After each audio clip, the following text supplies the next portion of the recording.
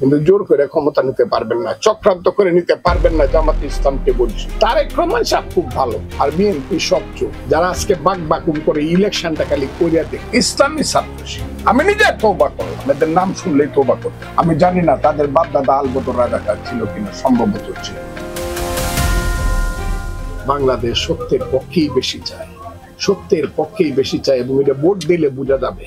যারা আজকে আমি বাংলাটা আমি বাইর করছি বাকবাকুম করে, যারা আজকে বাকবাকুম করে ইলেকশনটা খালি করিয়া দেখবে। ফেয়ার ইলেকশন হইলে যারা মনে করতেছে একাই এই দেশের, আমি শেষ কথাটা আপনাকে বল, এই দেশের আজকে যত জটিলতা, যত অন্ধকার, সবচেয়ে দায়ী হইল জামাতে ইসলামের অবাঞ্ছিত ক্ষমতা দখলের আকাঙ্ক্ষা।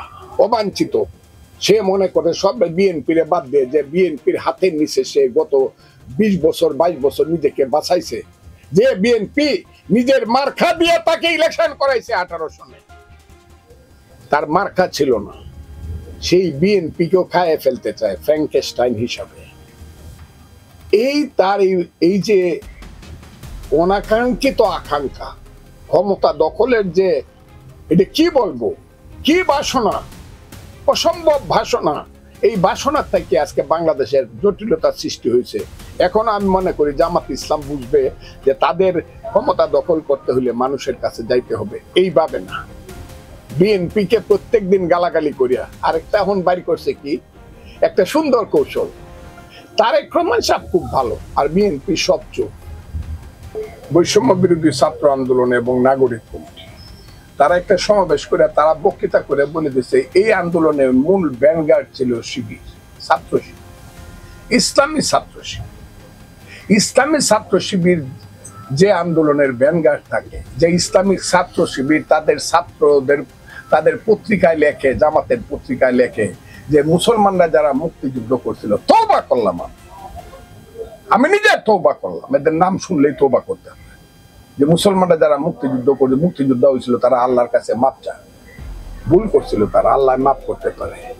এইসব নরপশু নরাদমের সন্তানেরা, আমি আবারও বললাম, এইসব নরপশু নরাদমের সন্তানেরা, আমি জানি না তাদের বাপ দাদা আলবদর রাজাকার ছিল কিনা, সম্ভবত ছিল। তা না হলে মুক্তিযুদ্ধ এবং মুক্তিযোদ্ধাকে এই ধরনের অপমানজনক কথা কারো বলার কথা না। কিন্তু জোর করে ক্ষমতা নিতে পারবেন না, চক্রান্ত করে নিতে পারবেন না। জামাত ইসলামকে বলছি, আপনারা ইসলাম শরীয়ত আইন চান, আমি বিরোধিতা করব না, আপনি পাবলিকের কাছে গিয়ে জিজ্ঞাসা করেন।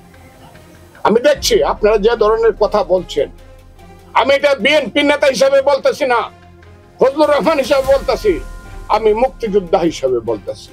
মুক্তিযোদ্ধাদেরকে যেভাবে কথা বলছেন যে আপনারা আল্লাহর কাছে মাপ চান, কি করা উচিত এই দেশে আমি জানি না, বয়স হয়ে গেছে বইলে আপনারা, আল্লাহ আপনাদেরকে, বা আমার বয়স হয়ে গেছে বইলে, কিন্তু আমি বলে যাবো আমার নিঃশ্বাস পর্যন্ত আপনারা আলবদর রাজাকার সৃষ্টি করে একসময় দেশের সমস্ত বুদ্ধিজীবীকে হত্যা করছিলেন। আপনারা আলবদর রাজাকার করে আর কি কি করছিলেন বললাম না, সেটার জন্য মাপ চান নাই। প্রিয় দর্শক, সমকালীন সব চমৎকার খবর ও বিশ্লেষণ দেখতে সাবস্ক্রাইব করুন আমাদের চ্যানেলটি।